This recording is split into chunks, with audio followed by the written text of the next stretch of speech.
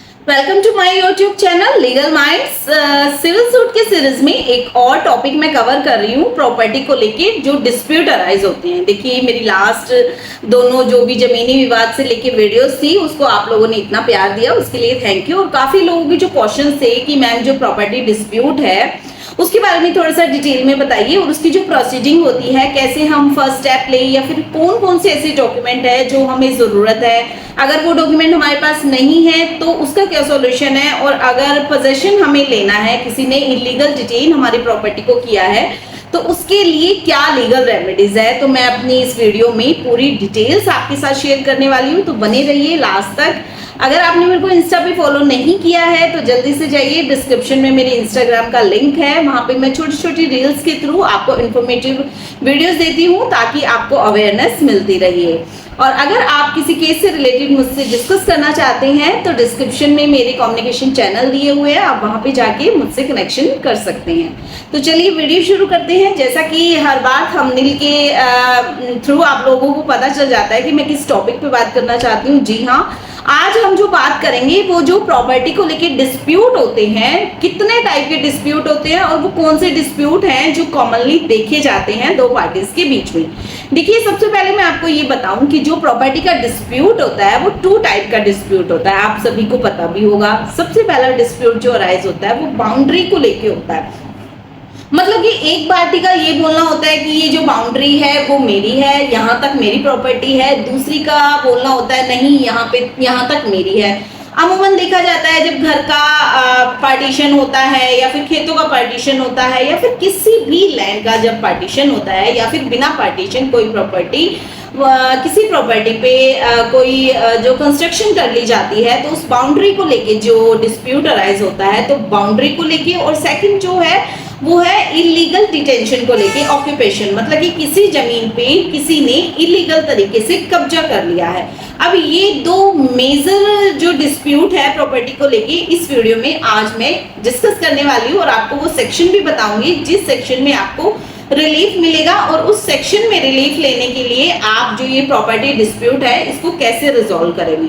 देखिए जब भी बाउंड्रीज को लेके डिस्प्यूट अराइज होता है तो सबसे पहले माइंड में या फिर रोल में आता है स्पेसिफिक रिलीफ एक्ट। जी हाँ, स्पेसिफिक रिलीफ एक्ट का सेक्शन 35 जो है लीगल रेमेडी प्रोवाइड करता है। वो इस तरीके का जो भी डिस्प्यूट अराइज होता है बाउंड्रीज को लेके उसके लिए आपको रेमेडी देता है। और सेकंड, जब जहां पर भी इलीगल डिटेंशन होता है प्रॉपर्टी का तो रोल में आता है ट्रांसफर ऑफ प्रॉपर्टी एक्ट।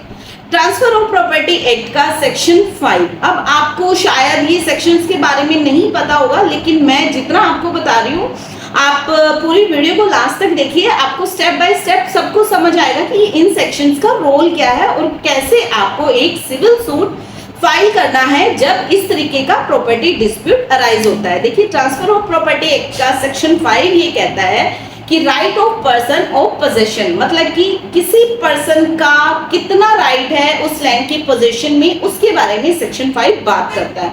अब ये तो था कि दो तरीके के डिस्प्यूट है, बाउंड्री डिस्प्यूट और इलीगल ऑक्यूपेशन डिस्प्यूट। अब इसके लिए मैंने आपको जो है सेक्शन बताए स्पेसिफिक रिलीफ एक्ट और ट्रांसफर ऑफ प्रॉपर्टी एक्ट। लेकिन स्पेसिफिक रिलीफ एक्ट और ट्रांसफर ऑफ प्रॉपर्टी एक्ट में जाने से पहले जो रोल में आता है वो आता है सीपीसी। जी हाँ, मैं आपको लॉ के बारे में बताऊंगी कि कौन कौन से लॉ जो है प्रॉपर्टी डिस्प्यूट को गवर्न करते हैं और किस किस लॉ के अंडर हम जो है प्रोसीडिंग करते हैं। अब जो लॉ के स्टूडेंट्स हैं या फिर जो एडवोकेट्स मुझे देख रहे हैं उनको अच्छे से पता होगा कि जो भी सिविल सूट होता है उसकी प्रोसीडिंग हमारी सीपीसी के अंडर चलती है। जैसे कोई भी क्रिमिनल केस होता है उसकी एफआईआर रजिस्टर्ड होती है, वो हमारे भारतीय न्याय संहिता के जो भी सेक्शंस हैं उसके अंडर रजिस्टर्ड होती है, ठीक है।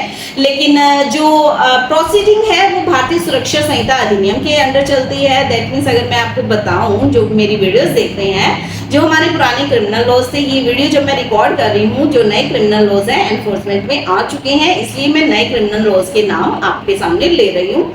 तो मैं आपको एग्जांपल के लिए बताना चाहूंगी कि जब भी कोई क्रिमिनल केस रजिस्टर्ड होता है वो आईपीसी में उसकी आईपीसी के सेक्शन में उसकी एफआईआर रजिस्टर्ड होती है और फिर उसकी जो प्रोसीडिंग है वो सीआरपीसी के अंडर चलती है। सेम एज इट जब भी हमारे राइट्स का वायलेशन होता है सिविल राइट्स का, तो हमें रोल में आता है सीपीसी, और सीपीसी में जो भी प्रोसीडिंग्स दी होती है उसके अकॉर्डिंग हमें चलना होता है। तो जो हमारा प्रॉपर्टी डिस्प्यूट है वो उसकी जो प्रोसीडिंग है वो चलेगी सीपीसी के अकॉर्डिंग। तो सीपीसी के कुछ ऑर्डर मैं आपको बता रही हूँ जिसके अंडर जो है ये प्रोसीडिंग चलेगी। देखिए सबसे पहला जो सेक्शन है, जब भी कोई सूट हमें फाइल करना होता है तो ऑर्डर 7 रूल 1 के अंडर हमें एक प्लेन तैयार करनी होती है। प्लेन जैसा कि मैं आपको बताऊं एक काइंड ऑफ ड्राफ्टिंग होती है। प्लांटिफ जिसके साथ मतलब कि जिसको रिलीफ लेना होता है वो एक तरीके से प्लांटिफ होता है, वो अपना प्लेन जो है सिविल सूट के थ्रू अपना जो केस है, अपना जो दावा है वो कोर्ट में रजिस्टर्ड करता है, फाइल पुट अप की जाती है।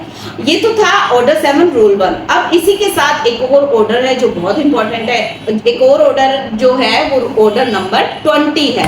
वो ऑर्डर नंबर 20 है। ऑर्डर नंबर 20 ये कहता है कि कोई भी जजमेंट अगर आपके फेवर में है तो उसको इम्प्लीमेंट कैसे करवाना है, या फिर वो जो ऑर्डर आपके फेवर में आया, जजमेंट आपके फेवर में आया है, वो उस प्रॉपर्टी डिस्प्यूट को कैसे रिजॉल्व कर सकता है। इसके बाद रोल में आता है कि ऑर्डर जो है ऑर्डर 38 जो बात करता है अटैचमेंट ऑफ प्रॉपर्टी की बिफोर द जजमेंट। ऐसे में इसका जो इम्पैक्ट होता है वो क्या होता है, देखिए पूरी डिटेल्स में तो मैं ऑर्डर आपको नहीं बता पाऊंगी, लेकिन मैं आपको रिलीफ बता रही हूँ। तो मैंने ये तीनों ऑर्डर आपको बताए हैं कि ये तीनों ऑर्डर जो है रोल में आते हैं। अब मैं आपको बताऊंगी कि कौन कौन सा सेक्शन यहाँ पे साइड करता है अगर आपके साथ क्रिमिनल, अगर आप इसको थोड़ा सा क्रिमिनल मोड देना चाहते हैं। तो देखिए आईपीसी का एक सेक्शन है 447, जो अब नया सेक्शन है वो 229 हो चुका है नए भारतीय न्याय सुरक्षा अधिनियम में। इसमें 1 साल की सजा भी है और फाइन भी है, जिसमें क्रिमिनल ब्रीच ऑफ ट्रस्ट को डिफाइन किया गया है। साथ ही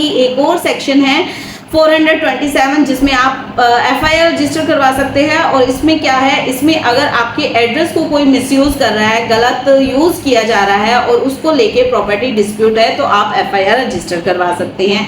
और ऐसे में जो प्रोसीडिंग है वो फिर भारतीय सुरक्षा अधिनियम में आपकी एफआईआर रजिस्टर्ड होगी और भारतीय न्याय सुरक्षा अधिनियम के अंडर जो है आपका जो प्रोसीडिंग है वो चलाई जाएगी।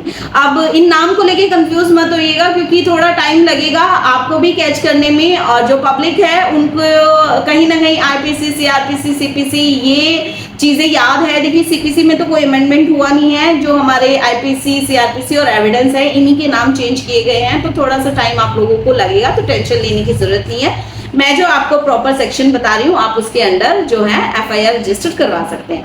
अब आपको जो है अब आपको जो डॉक्यूमेंट की रिक्वायरमेंट पड़ती है, सेकंड चीज अब मैं आपको बताना चाहूंगी कि अगर आप अपना पोजीशन प्रूफ करना चाहते हैं तो आपको कौन कौन सी डॉक्यूमेंट की जरूरत है। देखिए सबसे पहले तो आपको सेल डीड, आपका अगर लीज डीड है या फिर विल है या फिर आपकी एक्नॉलेजमेंट अगर कोई डॉक्यूमेंट है, इसका मतलब होता है कि आपकी लायबिलिटी कितनी है उसके ऊपर। तो लायबिलिटी है तो फिर आप ये सारे डॉक्यूमेंट जो है अगर आप टाइटल प्रूफ करना चाहते हैं तो फिर आप इनके डॉक्यूमेंट के बेस पे अपना टाइटल जो है प्रूफ कर सकते हैं। अब बात ये आती है कि अगर आप पोजीशन प्रूफ करना चाहते हैं तो पोजीशन के लिए आपके पास रेंटल एग्रीमेंट होना जरूरी है या फिर आपके पास कोई भी पोजीशन एग्रीमेंट अगर डॉक्यूमेंट है तो वो होना बहुत जरूरी है। क्योंकि अगर ये, मैं आपको एक चीज बताती हूँ, जब भी सिविल सूट फाइल होता है तो जिस भी पार्टी के पास ज्यादा डॉक्यूमेंट्स होते हैं, जो डॉक्यूमेंट्स ज्यादा पेश करता है, बर्डन ऑफ प्रूफ जिसके ऊपर ज्यादा होता है, और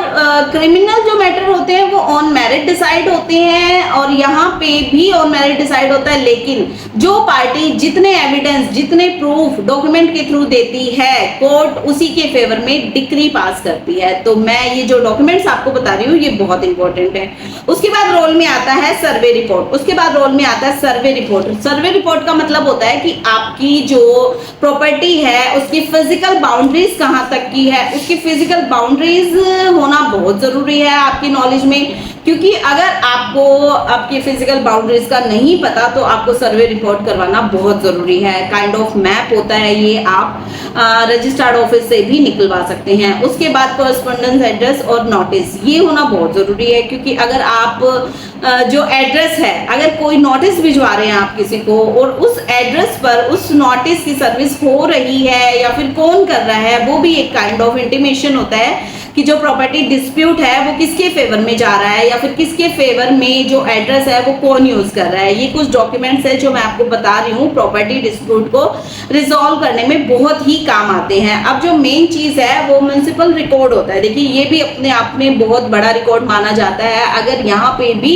आपकी फेवर के रिकॉर्ड हैं तो आप सिविल सूट में जो डिग्री है वो अपने फेवर में करवा सकते हैं। अब यहाँ पे जो जो डॉक्यूमेंट्स आपके पास होना है जरूरी है वो मैं आपको फटाफट से लिस्ट बता देती हूँ। देखिए सबसे पहले तो आपके पास प्रॉपर्टी टैक्स की रिसिप्ट होना जरूरी है जो आप टैक्स भरते हैं। उसके बाद आपके आइडेंटिफिकेशन जो भी डॉक्यूमेंट लगे हुए हैं, जो भी आधार कार्ड, पैन कार्ड या फिर प्रॉपर्टी से रिलेटेड, या फिर सबसे बड़ी विजुअलाइजेशन एविडेंस मतलब कि प्रॉपर्टी की फोटोज या प्रॉपर्टी की वीडियोज की प्रॉपर्टी फिलहाल किसके पोजेशन में है और किसने इलीगल उसको ऑब्टेन किया हुआ है, कब्जा किया हुआ है। ये बहुत बड़ा रोल प्ले करता है कोर्ट में। अगर आपके पास विजुअल एविडेंस है तो आपके फेवर में डिग्री आना 99% चांस हो जाते हैं। उसके बाद बैंक स्टेटमेंट। अब बैंक स्टेटमेंट का रोल कैसे आता है कि अगर आपने कोई भी ट्रांजैक्शन की है उसमें एड्रेस यूज किया है तो ये आपके फेवर में जाएगा। कोई भी ऑर्डर, प्रीवियस ऑर्डर या जजमेंट अगर उस प्रॉपर्टी को लेके आपके फेवर में है तो उसको भी आप यूज कर सकते हैं। अगर कोई भी रिकॉर्ड, कोई भी कम्युनिकेशन रिकॉर्ड है आपका, तो ये सारे जो डॉक्यूमेंट्स मैंने आपको बताए हैं ये आपको सिविल सूट में बहुत इंपॉर्टेंट रोल प्ले करेंगे जब भी आप सिविल सूट फाइल करेंगे। अब बात ये आती है कि सबसे पहला स्टेप जब भी प्रॉपर्टी डिस्प्यूट अराइज होता है तो सबसे पहला स्टेप क्या लेना। देखिए सबसे पहले आप नोटिस भिजवाइए सेकंड पार्टी को, ठीक है। अब ऐसा क्यों? क्योंकि काफी बार देखा जाता है ये जो notice, kind of intimation notice भिजवाया जाता है, आप किसी भी अपने एडवोकेट को हायर करके उनके थ्रू ये नोटिस भिजवा सकते हैं। ये बहुत ही इफेक्टिव काम करता है क्योंकि काफी लोगों को ये सोचना है कि अगर नोटिस मिल गया है तो ये जो प्रॉपर्टी डिस्प्यूट है इसको यहीं पे सॉल्व कर लिया जाए, यहीं पे रिजॉल्व कर लिया जाए इसको, क्योंकि अगर कोर्ट में जाओगे तो आपका टाइम भी वेस्ट होगा, आपका पैसा भी वेस्ट होगा और हो सकता है आपके फेवर में डिग्री ना आए, क्योंकि क्या पता आपके पास कौन सा डॉक्यूमेंट नहीं हो उस टाइम पे और जो आप प्रूफ करना चाहते हो पोजीशन या फिर प्रॉपर्टी की ओनरशिप वो आप प्रूफ ही ना कर पाओ। सेकंड चीज जो एक मिथ है कि अगर आप सिविल सूट फाइल कर रहे हैं तो सालों साल लग जाते हैं, वो टाइम चला गया। अब जो फास्ट प्रोसीडिंग है कोर्ट में सिविल सूट्स को लेके वो बहुत ही फास्ट होती है अगर आपके पास डॉक्यूमेंट है तो आप जल्दी से। और सेकंड चीज मैं आपको ये बताना चाहती हूँ कि जैसे ही आप कोई भी सिविल सूट फाइल करते हैं आप अपने एडवोकेट से टाइम टू टाइम प्रोसीडिंग पूछते रहिए, कोर्ट को अटेंड करिए, इफेक्टिव तरीके से अपने केस को खुद हैंडल करिए, खुद देखिए कि कौन सा डॉक्यूमेंट आपने दिया है, कोर्ट ने क्या ऑर्डर किया है, एडवर्स पोजीशन का ऑर्डर किया है या फिर XYZ जो भी ऑर्डर किया है उस ऑर्डर की कंप्लायंस हो रही है। क्योंकि अगर ऑर्डर की कंप्लायंस नहीं हुई तो कोर्ट की डेट पे डेट मिलेंगी और आपको पता नहीं चलेगा कि कोर्ट किस रीजन से डेट दे रही है। जबकि कोर्ट में डेट्स लगने का सबसे बड़ा रीजन यही होता है कि कोर्ट अगर कोई ऑर्डर करती है उस ऑर्डर की कंप्लायंस ना होने की वजह से कोर्ट की प्रोसीडिंग उसी स्टेप पे अटक जाती है। थर्ड चीज की अगर आप सूट फाइल कर रहे हैं तो सूट फाइल करते टाइम आप जो भी डॉक्यूमेंट्स आपके पास है आप उसको एविडेंस के टाइम शो करिए। आप पहले ही अपनी सारी चीजें शो मत करिए कि आप क्या क्या एविडेंस में देना चाहते हैं, ठीक है। आई होप आपको समझ आया होगा जो चीज मैं आपको बताना चाहती थी कि प्रॉपर्टी से लेके जो भी डिस्प्यूट अराइज होते हैं उसको रिजॉल्व कैसे करना है और कौन कौन से सेक्शन है या फिर कौन से ऑर्डर्स हैं जिसमें आप रिलीफ क्लेम कर सकते हैं। इन सभी के बाद रोल में आता है स्पेसिफिक परफॉर्मेंस एक्ट। अगर किसी भी प्रॉपर्टी से रिलेटेड डिस्प्यूट में आप कोई स्पेसिफिक परफॉर्मेंस चाहते हैं तो फिर रोल में आता है जो मैंने पहले आपको बताया था। आई होप मेरी इस वीडियो में आपको समझ आया होगा कि अगर आपके साथ भी इस तरीके का डिस्प्यूट अराइज हो रहा है तो आप उसको कैसे रिजॉल्व करेंगे। Thanks for watching me.